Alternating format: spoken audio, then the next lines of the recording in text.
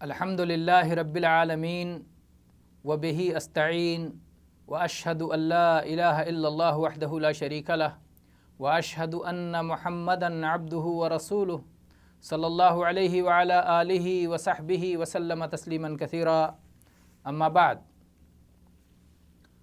گرامی قدر طلباء و طالبات،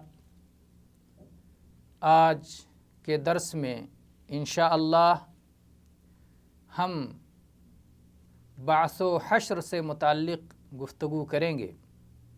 گزشتہ درس میں بعث کا معنی اور اس کی حقیقت بیان کی گئی تھی، اور آج انشاءاللہ اس کے دلائل اور پھر حشر کے بارے میں بیان کریں گے۔ یہ بات آپ جانتے ہیں کہ بعث کے معنی ہوتا ہے مرنے کے بعد زندہ کر کے دوبارہ کھڑا کر دینا۔ کتاب و سنت میں متعدد مقامات پر اس کا تذکرہ ہے۔ اللہ تعالیٰ نے قرآن پاک میں سورہ بقرہ کی آیت نمبر 56 میں ارشاد فرمایا، ثم بعثناکم من بعد موتکم لعلکم تشکرون، پھر ہم نے تمہاری موت کے بعد تمہیں زندہ کر دیا تاکہ تم شکر گزار بنو۔ اور اسی طرح سے سورہ لقمان کی آیت نمبر 28 میں اللہ تعالیٰ نے فرمایا، ما خلقکم ولا بعثکم الا کنفس واحدہ ان اللہ سمیع بصیر، تمہارا پیدا کیا جانا اور مرنے کے بعد تمہیں دوبارہ زندہ کیا جانا یہ ایک ہی جان کی طرح ہے، یعنی ایک ہی جان کو ایک بار پیدا کرنا اور مرنے کے بعد اسی جان کو دوبارہ پیدا کرنا، تو ان کا معاملہ ایک ہی جان کو پیدا کرنے کی بات ہے۔ یقیناً اللہ تعالیٰ سب کچھ سننے والا اور سب کچھ دیکھنے والا ہے۔ اسی طرح سورہ تغابن میں آیت نمبر 7 میں اللہ تعالیٰ نے فرمایا، زعم الذین کفروا ان لن یبعثوا قل بلا وربی لتبعثن ثم لتنبؤن بما عملتم وذلک علی اللہ یسیر، کافروں کا خیال ہے کہ انہیں مرنے کے بعد دوبارہ زندہ نہیں کیا جائے گا۔ کہہ دیجئے کہ ضرور میرے رب کی قسم ہے تمہیں ضرور مرنے کے بعد دوبارہ زندہ کیا جائے گا، اور تمہارے ہر عمل کے بارے میں تمہیں بتلایا جائے گا، اور یہ اللہ کے لیے بہت آسان ہے۔ حدیث جب ہم دیکھتے ہیں تو اس سلسلے میں بہت سی احادیث ہیں۔ ابو ہریرہ رضی اللہ عنہ کی حدیث ہے کہ نبی کریم صلی اللہ علیہ وسلم نے فرمایا، اللہ کے نبیوں کے درمیان مفاضلہ اور موازنہ مت کرو، کسی ایک کو فضیلت نہ دو، اس کو آگے بہت زیادہ نہ بڑھاؤ جس سے دوسرے کی توہین اور تنقیص لازم ہوتی ہو۔ پھر اللہ کے نبی صلی اللہ علیہ وسلم نے اس کی توجیح کرتے ہوئے فرمایا کہ جب سور میں پھونک مارا جائے گا تو زمین و آسمان کی تمام چیزیں بے ہوش ہو جائیں گی سوائے ان کے جنہیں اللہ چاہے۔ پھر جب دوبارہ پھونک مارا جائے گا، اللہ کے نبی صلی اللہ علیہ وسلم فرماتے ہیں کہ سب سے پہلے میں اٹھ کر کھڑا ہوں گا۔ دوسرے الفاظ اس طرح ہیں کہ سب سے پہلے اٹھنے والوں میں سے میں بھی ہوں گا۔ اور پھر فرمایا کہ میری نظر پڑے گی تو دیکھوں گا کہ موسیٰ علیہ السلام عرش کو پکڑے ہوئے ہیں۔ یہ حدیث صحیح بخاری میں 3414 نمبر پر اور صحیح مسلم میں 2373 نمبر پر موجود ہے۔ اور ابو سعید خدری رضی اللہ عنہ کی حدیث ہے، صحیح بخاری میں 2412 اور صحیح مسلم میں 2278 نمبر پر اللہ کے نبی صلی اللہ علیہ وسلم نے فرمایا فَأَكُونُ أَوَّلَ مَن تَنشَقُّ عَنْهُ الْأَرْضُ، میں وہ سب سے پہلا شخص ہوں گا کہ جس کی قبر سب سے پہلے شق ہوگی اور قبر سے باہر نکلوں گا۔ ان دونوں حدیثوں میں اس بات کی دلیل ہے کہ اللہ تعالیٰ قیامت کے دن مرنے والوں کو دوبارہ زندہ کرے گا، ان کی قبروں سے انہیں باہر نکالے گا اور میدان محشر کی طرف ان کو لے جایا جائے گا۔ اور اس میں نبی کریم صلی اللہ علیہ وسلم کی فضیلت کا بھی بیان ہے کہ آپ اپنی قبر سے سب سے پہلے نکلیں گے۔ اسی طرح سے جب ہم صحیح غور و فکر کا استعمال کرتے ہیں، صحیح دلائل کا، عقلی دلائل کا استعمال کرتے ہیں، تو اس سے بھی معلوم ہوتا ہے کہ مرنے کے بعد دوبارہ پیدا کیا جانا اللہ کے لیے بالکل آسان ہے۔ ہر عاقل یہ بات جانتا ہے کہ کسی چیز کو پہلی بار بنانا دشوار ہوتا ہے، لیکن ایک بار بنا لینے کے بعد دوبارہ اسے بنانا آسان ہوتا ہے۔ اللہ تعالیٰ نے قرآن پاک میں یہی دلیل بعض کے لیے ذکر فرمائی ہے۔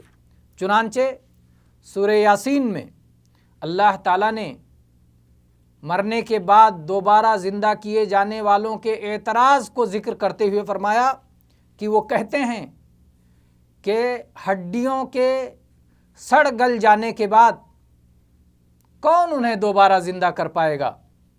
اللہ تعالیٰ نے اس کا جواب دیتے ہوئے فرمایا قُلْ يُحْيِيهَا الَّذِي أَنشَأَهَا أَوَّلَ مَرَّةٍ، کہہ دیجئے کہ ان سڑی گلی ہڈیوں کو یا سڑ گل جانے والی ہڈیوں کو اور مٹی میں مل جانے والے جسم کو وہ اللہ زندہ کرے گا جس نے انہیں پہلی بار پیدا فرمایا ہے۔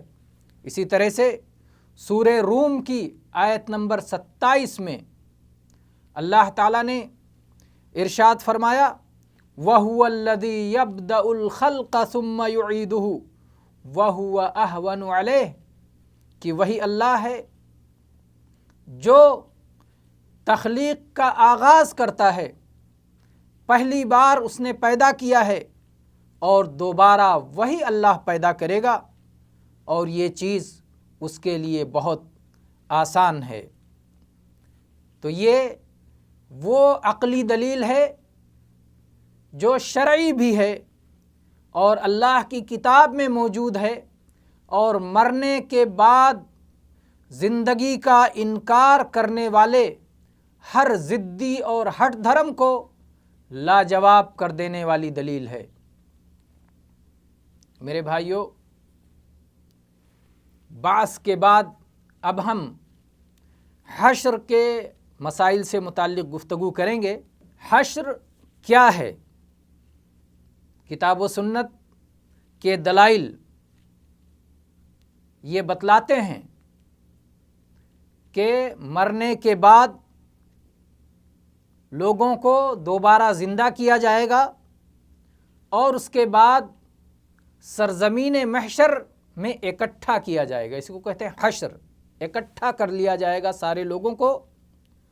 وہاں پر وہ لوگ ننگے پیر، ننگے بدن اور غیر مختون حالت میں پہنچیں گے۔ چنانچہ سورہ کہف کی آیت نمبر 47 میں اللہ تعالیٰ کا یہ قول ہے وَحَشَرْنَاهُمْ فَلَمْ نُغَادِرْ مِنْهُمْ أَحَدًا، اور ہم انہیں اکٹھا کریں گے اور اس میں سے کسی کو نہیں چھوڑیں گے۔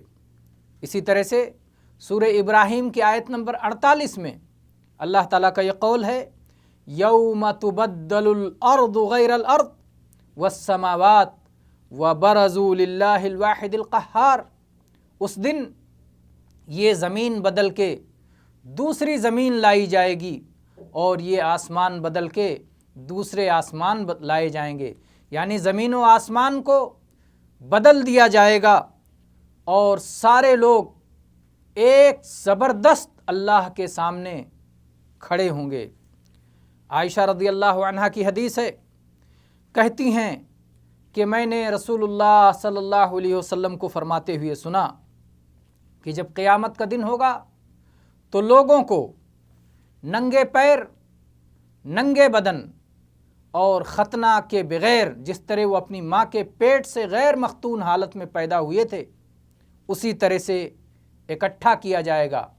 आयशा रज़ी अल्लाह अन्हा कहती हैं कि मैंने कहा, ऐ अल्लाह के रसूल, मर्द और औरतें सारे लोग एक साथ इस तरह इकट्ठा होंगे तब तो लोग एक दूसरे को देखेंगे। अल्लाह के नबी सल्लल्लाहु अलैहि वसल्लम ने जवाब में कहा, आयशा, मामला इससे कहीं शदीद होगा कि कोई एक दूसरे को देखे, यानी ऐसी सख्ती और ऐसी मुसीबत होगी कि हर किसी को अपने आप की फ़िक्र होगी, दूसरों को देखने की किसी फ़िक्र होगी। यह हदीस मुत्तफ़क़ अलैह है, सही बुखारी में 6527 नंबर पर और सही मुस्लिम में 2859 नंबर पर मौजूद है। ये इकट्ठा किया जाना सारी मखलूक के लिए आम होगा, सबको इकट्ठा करके उनका हिसाब व किताब होगा। और एक और हश्र है, एक और जगह इकट्ठा किया जाएगा और वो है जन्नत के लिए हश्र या जहन्नम के लिए हश्र। चुनांचे सूरह मरियम की आयत नंबर 85 में अल्लाह ताला ने फरमाया, यौम नहशुरुल मुत्तकीन इलर रहमानि वफ़दा। याद करो उस दिन को जब हम परहेज़गारों को इकट्ठा करेंगे, रहमान की तरफ वफ़द की सूरत में ले जाएंगे। अली रज़ी अल्लाह अन्हु से इस आयत की तफसीर में मरवी है, जैसा कि इमाम तबरी ने अपनी तफसीर में ज़िक्र किया है। वो कहते हैं कि अल्लाह की कसम, वफ़द को उनके पैरों के बल पैदल नहीं ले जाया जाता और ना ही उनको हाँक कर ले जाया जाता है, लेकिन उन्हें ऐसी ऊँटनियों पर सवार करके लाया जाएगा कि मखलूक़ात ने उनकी कोई मिसाल न देखी होगी। उस पर सोने के कजावे होंगे और उनके ज़िमाम, उनकी बागडोर, उनकी रस्सियाँ ज़बरजत की होंगी। अहले जन्नत उस पर सवार होकर शान से जाएंगे, यहाँ तक कि जन्नत का दरवाज़ा खटखटाएंगे। और जहाँ तक कुफ़ार का मामला है तो उनको चेहरे के बल चलाकर जहन्नम की तरफ ले जाया जाएगा। ये उनका हश्र होगा। अंधे, बहरे, गूंगे बनाकर चेहरों के बल चलाकर उन्हें जहन्नम की तरफ ले जाया जाएगा। जैसा कि सूरह फुरक़ान में अल्लाह ताला का ये कौल है, अल्लज़ीना युहशरून अला वजूहिहिम इला जहन्नम उलाइका शर्रुम मकानम व अज़ल्लु सबीला। जिन लोगों को उनके चेहरे के बल जहन्नम की तरफ ले जाया जाएगा, कितना बदतरीन मकाम है और राह से किस कदर भटके हुए लोग हैं। सूरह इसरा में अल्लाह ताला ने फरमाया, वनहशुरुहुम यौमल क़ियामति अला वजूहिहिम उम्यन व बुकमन व सुम्मा।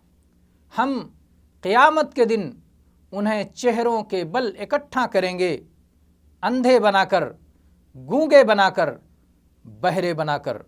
तो ये हशर का तज़किरा है जिस पर आखिरत पर ईमान लाते हुए हम ईमान लाते हैं। हम ईमान लाते हैं कि मरने के बाद दोबारा ज़िंदा किया जाएगा और फिर उन्हें हिसाब व किताब के लिए इकट्ठा किया जाएगा और फिर इकट्ठा करके मुत्तक़ियों को जन्नत ले जाया जाएगा और कुफ़ार व मुशरिकीन को जहन्नम ले जाया जाएगा। अल्लाह ताला हम सब को जहन्नम की मुसीबत से बचाए और अपने फ़ज़ल व करम से जन्नत में जगह नसीब फ़रमाए। आमीन व आखिरु दावाना अनिल हम्दुलिल्लाहि रब्बिल आलमीन व सल्लल्लाहु अला नबीना वसल्लम। ہے۔